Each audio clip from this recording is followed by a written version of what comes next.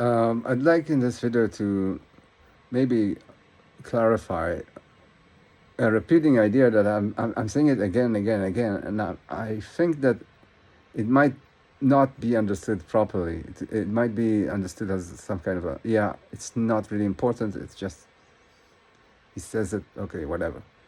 Um, so repeatedly, I'm saying that experience is fundamental, that nothing produces it. How should you understand this statement? Like, think about it this way. I'm telling you that the experience is the manifestation of a dimension. So think about dimensions. Think about the dimension of height.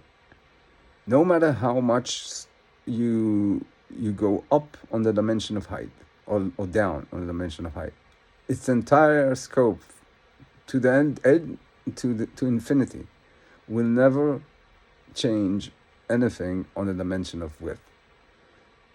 It's width, the dimension of width and the dimension of height are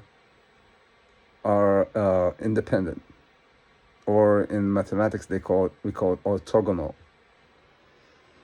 So it doesn't matter how much you go on width, you will not change height. And on the dimension of height, you can have many segments, right?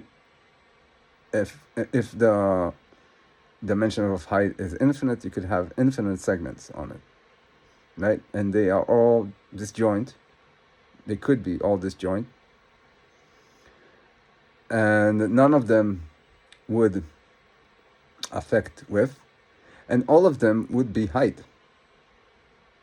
Every segment would be height, right? So like you'd have segment. So the way you should interpret this is, your experience is a segment on the dimension of experience. Segment, my experience is another segment on the dimension of experience. It is the same element, which is height. It's the experience. It's in the metaphor, it's height. And so now that sounds, why should you take that seriously? Well, think about your own existence through time. Think about who you are right now. Wait 5 seconds. Look the other way, and think about the other moment, this next moment. So 5 seconds or second delay, it's a different body, but it's the same sense of being. You don't make the assumption that the sense of being that was you 5 seconds ago is different from the sense of being that you are now, right? And if you think about the dimension of experience, it's 5 seconds ago and now are two different segments. And so what the argument is, when I'm saying that the dimension of experience is my dimension of experience, is your dimension of experience, it's the same experience, it's the same element, I'm arguing that the same way you can have two different bodies mapping to different segments on the dimension of experience, the same element can be also me. I can be also a segment on that same dimension of experience. My experience is also a segment on that dimension of experience. And so it's the same element in all of us. That's the argument.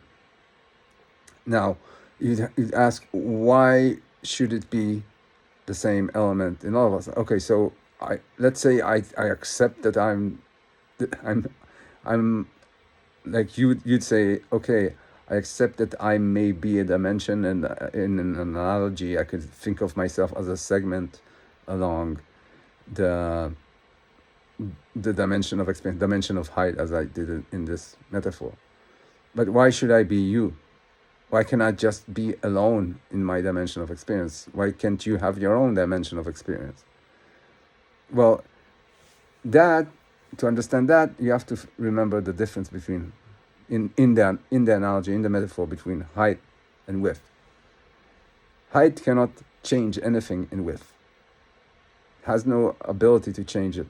It's orthogonal, it's independent. If I were a different dimension, not the same dimension in a different segment, if I was completely detached, completely orthogonal, if I had a component, if there was a component of me that was completely orthogonal, okay,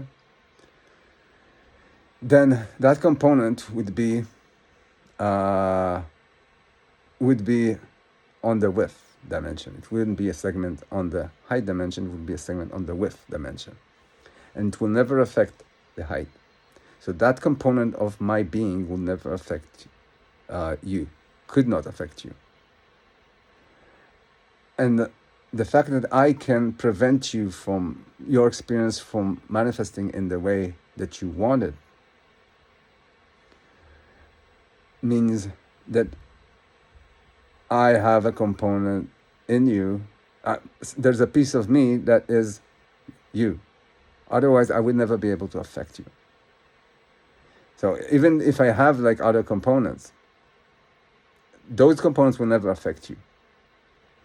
Even if I have a manifestation in other fundamental dimensions, then they cannot affect you. It's only in the component of my experience that is along this dimension of experience, height, that can affect you.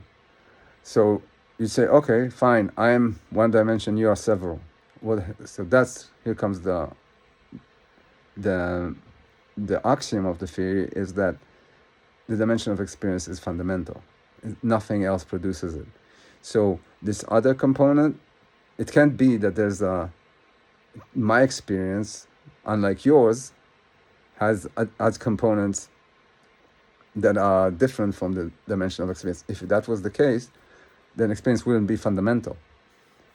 If that was the case, experience wouldn't be something that nothing else produces. There would be this collection of other dimensions, height, width, depth, that produces this thing that is experience. The axiom of the theory is that there isn't. It's an axiom. Something I am arguing not because I know, but because that's the organizing principle of the theory. And like, for example, like you think that's contrived. This is what, I'm not comparing, but this is what Albert Einstein did when he said that nothing exceeds the speed of light. He just made that decision and built a theory on that.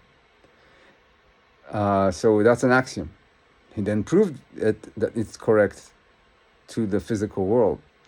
And I have been trying to prove to you that my assumption that experience is fundamental is true also. But there's still an assumption. There's still something that you presuppose, and that is key to reaching explanations that are different from anyone else's. And the thing that I'm telling you again, talk about experience, not consciousness, is because consciousness, unlike experience, is not just height. Consciousness has other dimensions also. So you can't, if you say that is fundamental, you can't get to the same argument. You can't get to almost anything of what this theory is arguing.